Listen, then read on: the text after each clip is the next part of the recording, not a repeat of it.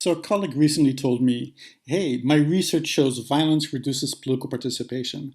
And I thought, wow, that is really a nice piece of research. That's a great finding. And then I thought a bit more careful about what he said. And I said, well, wait a minute. What does he mean by violence? It's not obvious to me. Does he mean robbery or warfare? Is he talking about youth violence or accidents? I really don't know. And what is this political participation? What does that actually mean? Are we talking about voting, protesting, emailing candidates, or elected officials? It's not obvious.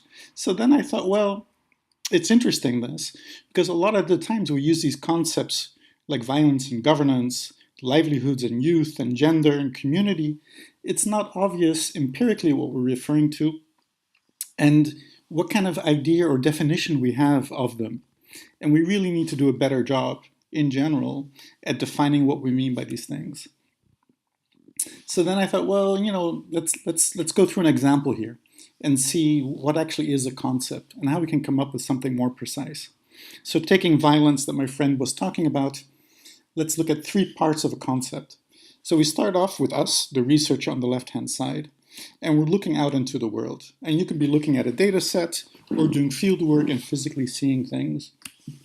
In this case, we're looking at the world and we see Muhammad Ali knocking somebody in the chin in the middle of a boxing bout. And then we also see below him a model who's smiling, but she just tripped on the catwalk and is in a great deal of pain because she probably twisted her ankle. So we have an empirical referent. And then the first step is to give it a label and say, well, okay, the first one is violence, with Ali hitting the guy, and the model tripping is not violence. Now the question is, how do you explain to somebody else why one is violence and why the other is not violence? What is it that's happening empirically that makes something violence? And in this case, we have three basic characteristics that help separate the two photos.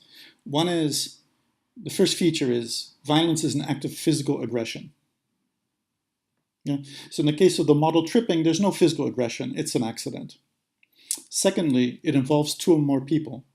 So Ali is in the ring with somebody else, and he's clearly punching somebody else, so there's two people involved. And thirdly, violence is meant to cause injury.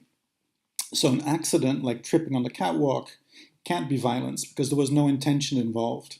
In the case of the boxing, Ali wants to win the fight. So he's going to pummel this guy and engage in some kind of violence. Okay, so there's the referent that we see, there's the label or the term that we apply to it, and then there's a definition, which in this case, it has three dimensions to it. Now, we could define violence in lots and lots of different ways. And to give you a sense of how complicated defining a simple concept can be, let's have a look at why donkeys are not a car. Now this seems, stunningly obvious, and we have a strong intuitive sense of what a car is when we see one on the street. It's pretty clear. But if you tell a friend what exactly is a car, what makes a car, you'd be surprised how hard it is to define it. So let's take the first step. First step is car must have an engine. Yeah, that's intuitive. And a donkey clearly has a heart. So without doubt, a donkey is not a car. But then we look at this boat. And the boat is a mega ship and it has a huge engine. So by our first definition, this ship would be more of a car than the little vehicle that we saw before. But that's not right. So then we go to a second definition. We add a second attribute. It's got to have an engine, but it also needs four wheels. So the Mini Cooper on the left here, the classic English car, is got an engine and it's got four wheels. The guy with the beard holding his rickshaw with three wheels and no engine obviously doesn't qualify. There's a lot of confusion about concepts and types. So here we have a family car, which is a type of car, an SUV, which is a type of car, and this little weird contraption in the bottom right, which has wheels and an engine. So like the other two, it's also a car. Each one has the same three attributes, the same two attributes, but they're just different versions of the same thing. Now, in contrast to that, Prince Boateng, the great footballer from Ghana, has a heart and he's got legs. So there's no doubt that he's not a car. That raises the more complicated question. This lady is wearing a baseball cap and she's sitting on a tractor, and she's engaged in plowing up the fields. And the question is, well, how do we know that this tractor is not a car? It's got an engine, it's got four wheels, so by our initial definition, this should be considered a car. But really, we know it's not. We want something more accurate, and our third conception of a car could include it's got to have an engine, it's got to have four wheels, and the purpose is transport of people. So in the case of the tractor, it's meant for agricultural work, so it can't possibly be a car.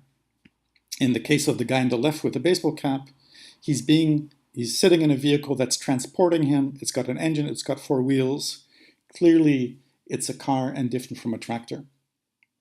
So here we have three basic characteristics that help us when we do empirical research and when we communicate with other people about our research, helps define and clarify what it is exactly that we're talking about when we use the label a car.